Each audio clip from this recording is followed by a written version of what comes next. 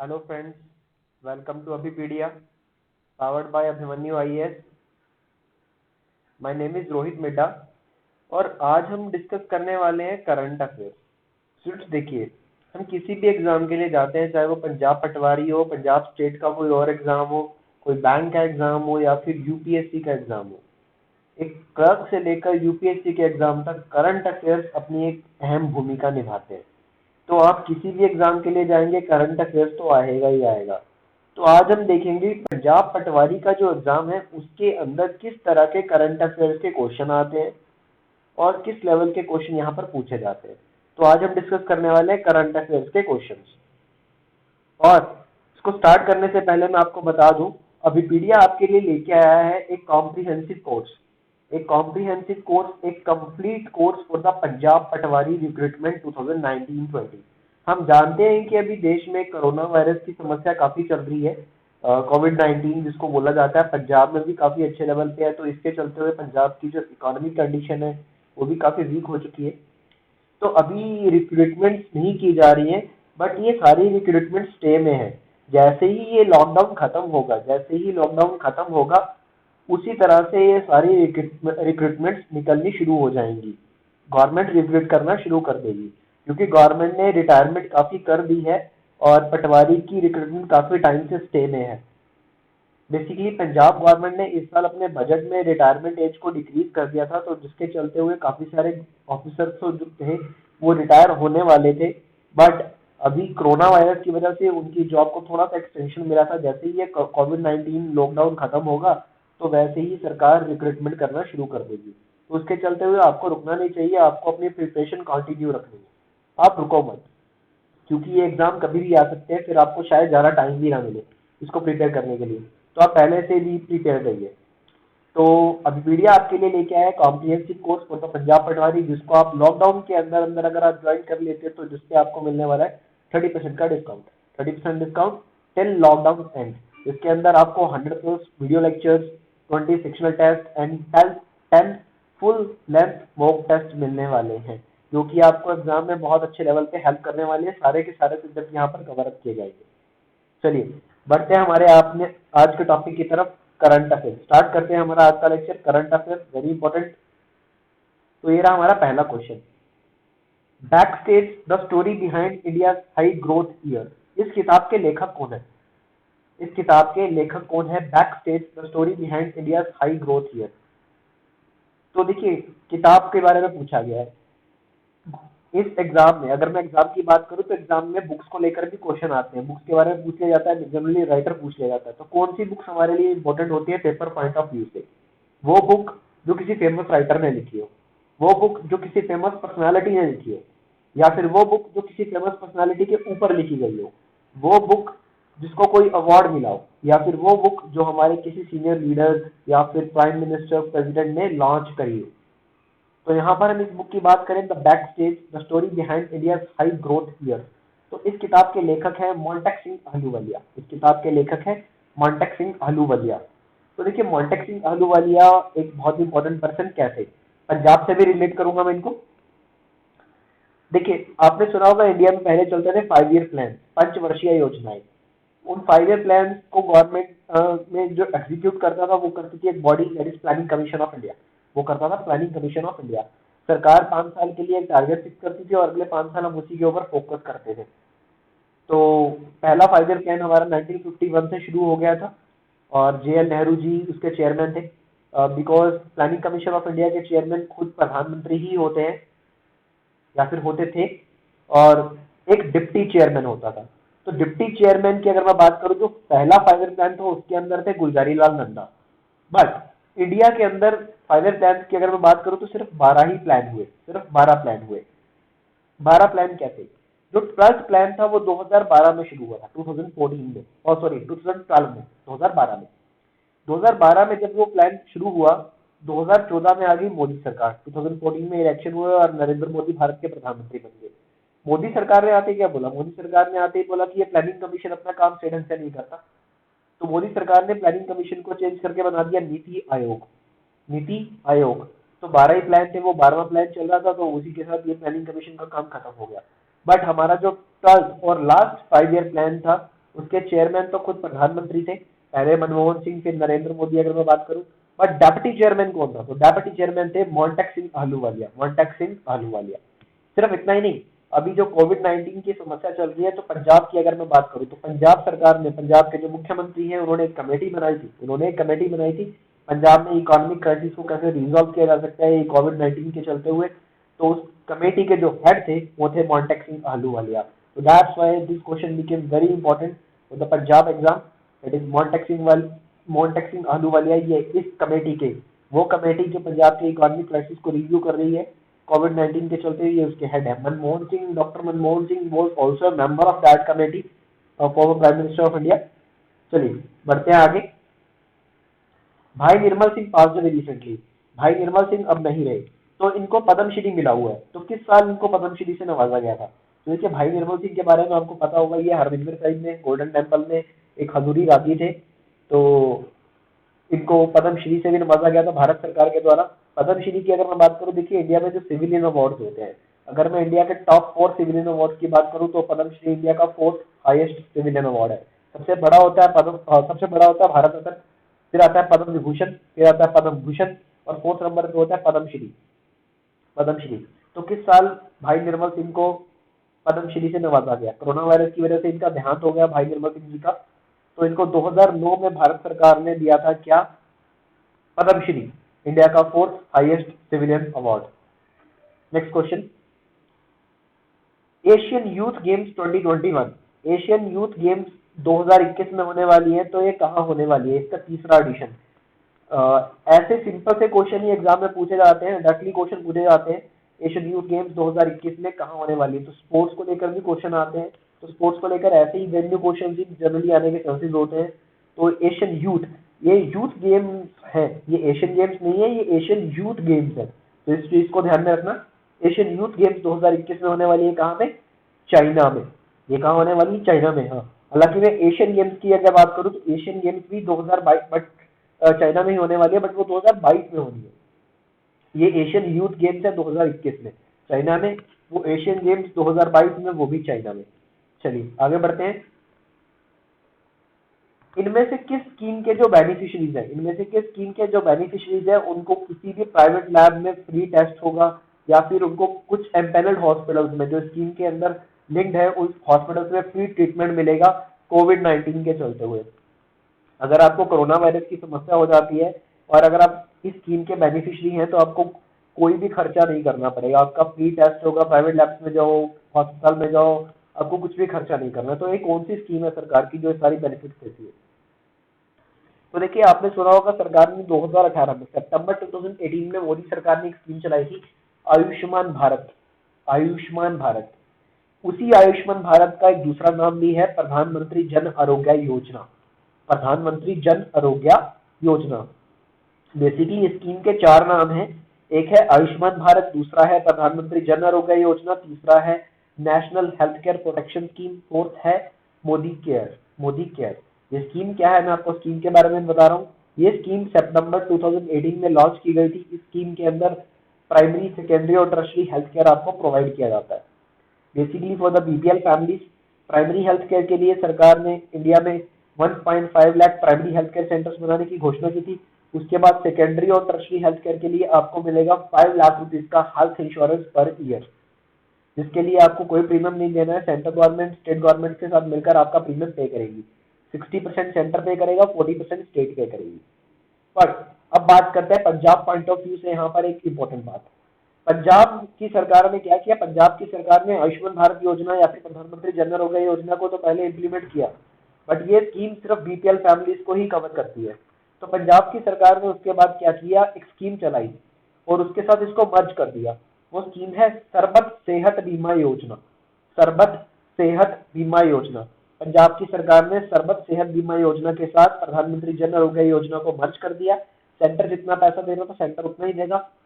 अब बेनिफिट ये है कि ये जो स्कीम पंजाब गवर्नमेंट ने चलाई, ये पंजाब के अप्रोक्सीमेटली 70 to 75% पीपल्स को कवर अप कर लेती है। तो इसके लिए जितना भी एक्स्ट्रा खर्चा होगा वो सारा का सारा पंजाब सरकार देने वाली है। इसके अंदर आपको एक कार्ड बनाकर मिल जाता है, आपको एक कार्ड मिल जाता है, उस कार्ड के साथ आपका ट्रीटमेंट होता है, किसी भी तरह का डॉक्यूमेंटेशन नहीं करवाना होता। अगर आप किसी अस्पताल में जाते हो इलाज करवाने के लिए तो कोई भी अस्पताल आपसे डॉक्यूमेंटेशन की डिमांड नहीं कर सकता, आपको जस्ट कार्ड दिखाना है और उस अस्पताल को ट्रीटमेंट करना ही पड़ेगा। दैट इज प्रधानमंत्री जन आरोग्य योजना, या फिर हम बोल सकते हैं पंजाब के लिए सर्बत सेहत बीमा योजना, सर्बत सेहत बीमा योजना। बढ़ते हैं आगे। इनमें से किसको पेटा ने, पेटा क्या है, that is peoples for the ethical treatment of animals, इसमें पेटा ने हीरो टू एनिमल अवार्ड से नवाजा।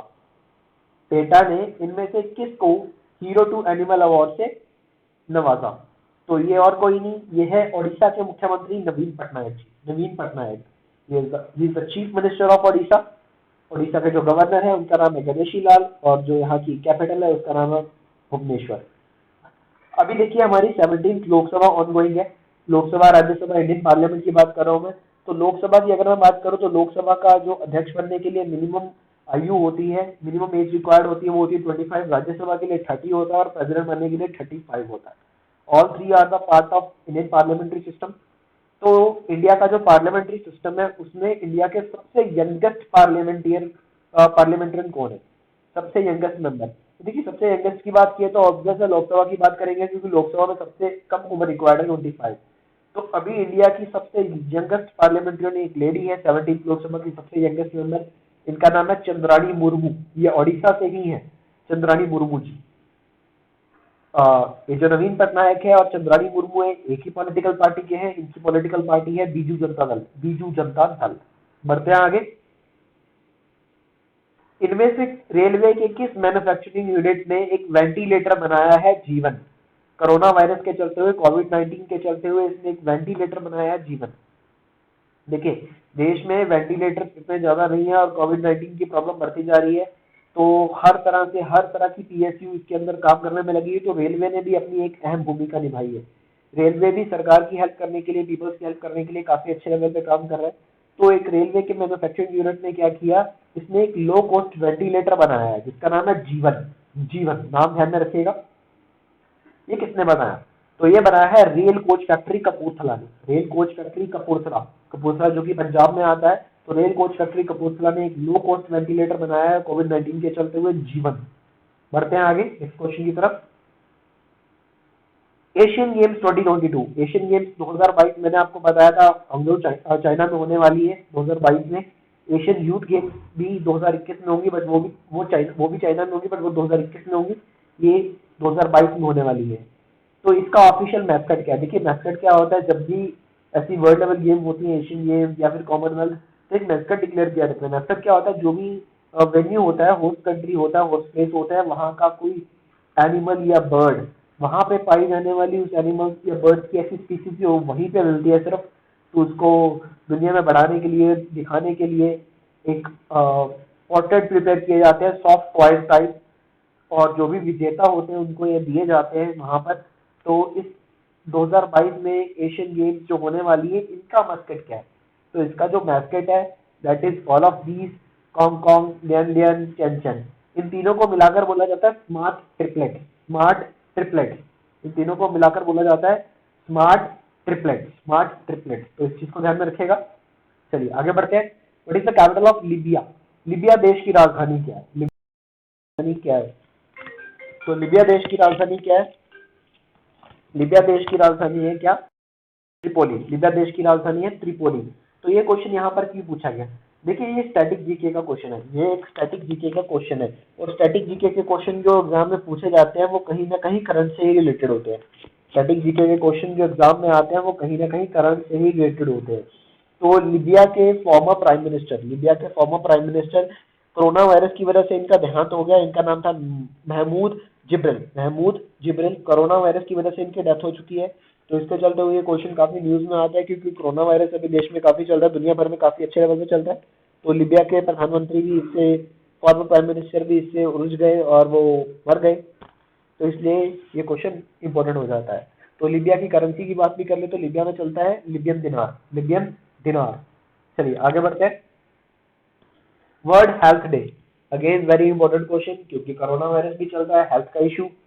तो वर्ल्ड हेल्थ डे कब होता है? तो वर्ल्ड हेल्थ डे ऑर्गेनाइज किया जाता है वर्ल्ड हेल्थ ऑर्गेनाइजेशन के स्थापना दिवस के दिन। तो वर्ल्ड हेल्थ ऑर्गेनाइजेशन यहाँ पर काफी इंपॉर्टेंट हो जाता है। देखिए वर्ल्ड हेल्थ ऑर्गेनाइजेशन क्या है? World Health Organization United Nation का एक वो हिस्सा है जो दुनिया में हेल्थ सर्विसेज को लेकर काम करता है। वर्ल्ड हेल्थ ऑर्गेनाइजेशन की अगर मैं बात करूं तो ये बना था 7 अप्रैल 1948। 7 अप्रैल 1948 को बना था वर्ल्ड हेल्थ ऑर्गेनाइजेशन। तो इसी के साथ वर्ल्ड हेल्थ डे भी होता है 7 अप्रैल को, 7 अप्रैल को। और इस बार इसका थीम क्या था? इस बार इसका थीम था to support nurses and midwife, to support nurses and midwife. World Health Organization ने ये जो हमारा 2020 ईयर ऑनगोइंग है, 2020 अभी चल रहा है, इसको ही पूरा ईयर ही डिक्लेयर किया था the year of nurses and midwife. तो नर्सिस एंड मिडवाइफ का जो योगदान है इंडियन हेल्थ दुनिया के हेल्थ सिस्टम में, उसको प्रमोट करने के लिए यहाँ पर ये थीम दिया गया और ये ईयर भी डिक्लेयर किया गया। वर्ल्ड हेल्थ ऑर्गेनाइजेशन की मैं फर्दर बात करूँ तो ये 1948 में बना था।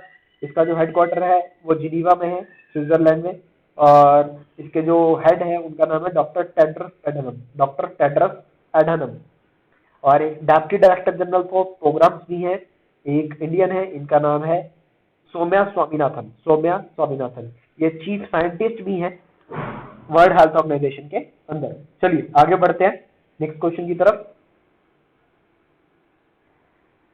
एचआरडी मिनिस्ट्री ने, हमारा जो मानव संसाधन विकास मंत्रालय है, उसने एआईसीटीई के साथ मिलकर स्टूडेंट्स के लिए एक इनिशिएटिव लॉन्च किया है ताकि स्टूडेंट्स कोविड-19 के चलते हुए घबराए ना, तो उसका सॉल्यूशन ढूंढने की ट्राई करें, रिसर्च में योगदान डालें। तो एचआरडी मिनिस्ट्री ने एक इनिशिएटिव लॉन्च किया है। इस इनिशिएटिव का नाम क्या है? इस इनिशिएटिव का नाम है समाधान। इस इनिशिएटिव का नाम है समाधान। और हमारे जो एचआरडी मिनिस्टर हैं इंडिया के, ह्यूमन रिसोर्स डेवलपमेंट मिनिस्टर, इनका नाम है रमेश पोखरियाल निशांक, रमेश पोखरियाल निशांक। ये हरिद्वार उत्तराखंड से लोकसभा के सांसद हैं। इनमें से किस मिनिस्ट्री ने एक कैंपेन लॉन्च किया? भारत पढ़े ऑनलाइन, भारत पढ़े ऑनलाइन। इनमें से किस मिनिस्ट्री ने ये कैंपेन लॉन्च किया?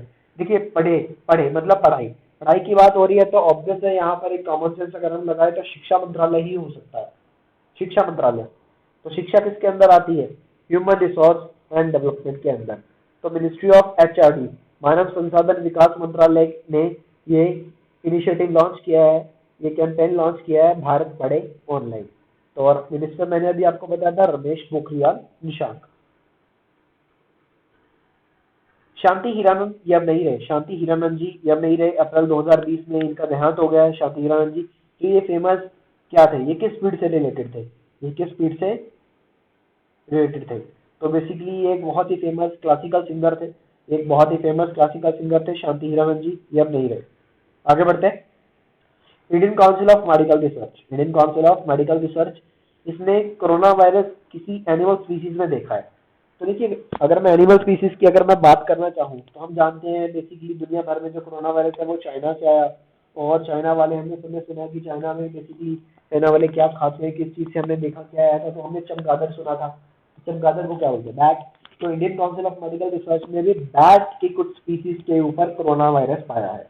तो इसने 25, जब बेसिकली 25 इसमें बैट्स के ऊपर कोरोना वायरस के सिम्टम्स पाए और 2 उनमें से इंडियन स्पीसीज भी हैं। 2 ऐसी स्पीसीज भी हैं जो इंडिया में पाई जाती है कोरोना वायरस को लेकर। तो बेसिकली आईसीएमआर ने किसके साथ मिलकर किया? आईसीएमआर ने ये national institute of virology Pune के साथ मिलकर किया, ये इसके साथ मिलकर किया। चलिए आगे बढ़ते हैं। तो यहाँ पर हमारा आंसर क्या था? बैट, बैट, चमगादड़। World homeopathy day, world homeopathy day. तो देखिए होम्योपैथी भी एक, जैसे हेल्थ का बात करते हैं तो होम्योपैथी एक बहुत ही अच्छा इनिशिएटिव, बहुत ही अच्छा मेथड है ट्रीटमेंट का। साइड इफेक्ट्स बहुत कम होते हैं ऐसा बोला जाता है होम्योपैथी के। और हमारा जो आयुष मंत्रालय है वो इसको बढ़ाने के लिए काफी अच्छे लेवल पे काम करता है। आयुष की अगर मैं बात करूँ, it is Ayurveda, yoga and naturopathy, यूनानी, सिंध एंड होम्योपैथी। तो आयुष मंत्रालय इसको लेकर काम करते हैं जिसके मिनिस्टर हैं श्रीपद येसो नायक जी। तो वर्ल्ड होम्योपैथी डे कब होता है? तो वर्ल्ड होम्योपैथी डे होता है 10 अप्रैल को, 10 अप्रैल को इसको ऑर्गेनाइज किया जाता है। और इस बार इसका थीम क्या था? इस बार इसका थीम था enhancing the scope of homeopathy in public health, enhancing the scope of homeopathy in public health. बढ़ते हैं आगे। The art of the art of hurdle, the untold story of Melania Trump. Again a book, फिर से एक किताब की बात कर रहे हैं और इस किताब के लेखक कौन है? The art of hurdle, the untold story of Melania Trump. तो मिलियाना ट्रम्प की अगर मैं बात करूँ, यूएस के 46 प्रेसिडेंट अभी हैं Donald Trump.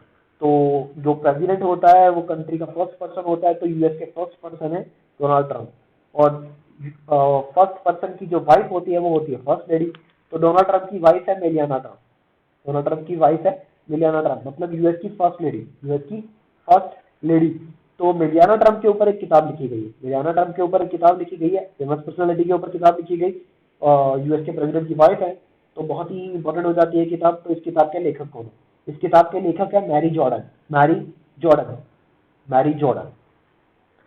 Who tops the list of Forbes Billionaire List 2020? Forbes Billionaire List 2020। Forbes 2020 में बेसिकली दुनिया के सबसे अमीर व्यक्ति कौन है, ये पूछा जा रहा है।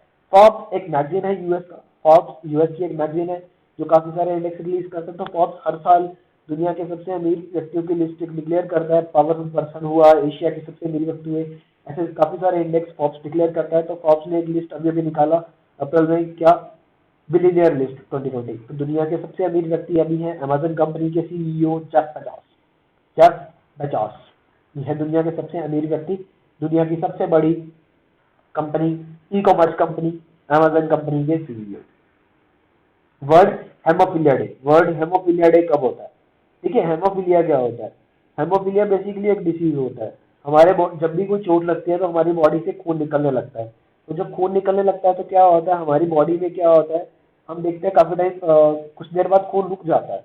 तो क्या होता है, जब भी हमारी बॉडी में खून निकलना शुरू होता है तो क्या होता है, हमारी बॉडी में कुछ सेल क्या करते हैं, हमारी बॉडी में जो सेल होते हैं वो प्लेटलेट्स के साथ मिलकर क्लॉट्स बनाना शुरू कर देते हैं, जिनको ब्लड क्लॉट्स भी कहते हैं। वो क्लॉट्स क्या करते हैं, क्लॉट्स एक जगह इकट्ठे हो जाते हैं और हमारे शरीर से, हमारी बॉडी के उस कटे हुए पार्ट से खून निकलना बंद कर जाते हैं, रोक देते हैं। तो हेमोफीलिया क्या होता है? हेमोफीलिया बेसिकली एक डिसीज होता है जो कि हमारी बॉडी के अंदर ब्लड क्लॉट्स की स्पीड को डिक्रीज करता है। हमारी बॉडी में ब्लड क्लॉट्स बनने की स्पीड को डिक्रीज करता है। जिस पर्सन को यह डिसीज होता है उसकी बॉडी में खून इतना आसानी से नहीं रुकता। अगर उसको कोई चोट लग जाती है तो उसका खून इतनी आसानी से नहीं रुकता। तो हेमोफीलिया डे दुनिया में, इसके लिए अवेयरनेस बढ़ाने के लिए हर साल ये डे डिक्लेयर किया जाता है, अनाउंस किया जाता है, ऑर्गेनाइज किया जाता है। तो कब होता है world haemophilia day? Haemophilia day होता है 17 अप्रैल को। और इस बार इसका थीम क्या था? Get involve. Next, brand ambassador of crick kingdom के ब्रांड एम्बेसडर कौन नियुक्त किए गए? देखिए, क्रिक किंगडम क्रिकेट जैसा लगता है, तो क्रिक किंगडम क्या है? क्रिक किंगडम बेसिकली एक अकेडमी है। क्रिक किंगडम बेसिकली एक टीचिंग अकेडमी है, क्रिकेट टीचिंग अकेडमी है। तो इसके ब्रांड एम्बेसडर अभी नियुक्त किए गए। तो इसके ब्रांड एम्बेसडर बने हैं इंडिया के एक बेहतरीन बल्लेबाज रोहित शर्मा। तो रोहित शर्मा बने हैं क्रिक किंगडम के brand ambassador. Next question, world wide fund जो कि नेचर को लेकर काम करता है, जो कि नेचर को लेकर वर्क करता है, तो इसके एनवायरमेंट एजुकेशन प्रोग्राम के लिए एम्बेसडर नियुक्त किए गए हैं। तो कौन से भारतीय स्पोर्ट्स पर्सन, कौन से Indian sports person world wide fund के एम्बेसडर बने हैं एनवायरमेंट एजुकेशन प्रोग्राम के लिए? तो ये और कोई नहीं, ये है इंडिया के पहले ग्रैंड चेस मास्टर, जिनका नाम है विश्वनाथन आनंद। ये इंडिया के चेस मास्टर हैं। तो विश्वनाथन आनंद की भी अभी बायोग्राफी आई थी। इस बायोग्राफी का नाम है mind masters. Next question, ministry of agriculture and farmers welfare ने एक मोबाइल एप्लीकेशन लॉन्च किया है ट्रेडर्स एंड फार्मर्स के लिए। देखिए, कोविड-19 के चलते हुए फार्मर्स को लॉकडाउन हो गया, तो काफी फार्मर्स को या ट्रेडर्स को प्रॉब्लम आ रही है फूड ग्रेन्स के ट्रांसफर को लेकर। तो फूड ग्रेन एक जगह से दूसरी जगह पहुंचाना बहुत जरूरी होता है, तभी लोग खा पाएंगे और किसानों को भी कुछ इनकम हो पाएगी। तो किसानों का काम ना रुके, इसी के चलते हुए एग्रीकल्चर मिनिस्ट्री ने क्या किया, एक मोबाइल एप्लीकेशन लॉन्च कर दिया, ताकि किसानों को जब भी अपने फूड ग्रेन्स को एक्सपोर्ट करना है अदर एरियाज में, कंट्री के विद इन या कंट्री के आउट कहीं भेजना है, तो उस इस मोबाइल ऐप के चलते हुए उन्हें ट्रांसपोर्ट व्हीकल प्रोवाइड किया जाएगा। तो इस एप्लीकेशन का नाम है किसान रथ। तो स्टूडेंट्स, ये था हमारा आज का लेक्चर, जिसके अंदर हमने most important current affairs discuss किए हैं। तो ये क्वेश्चन काफ़ी इंपॉर्टेंट है पंजाब पटवारी और पंजाब स्टेट के अदर एग्जाम के लिए। तो आई होप आपको समझ आया होगा। अगर आपको कोई डाउट है तो आप कमेंट सेक्शन में मुझसे पूछ सकते हैं। तो आज के लिए इतना ही। Thank you so much. Have a nice day.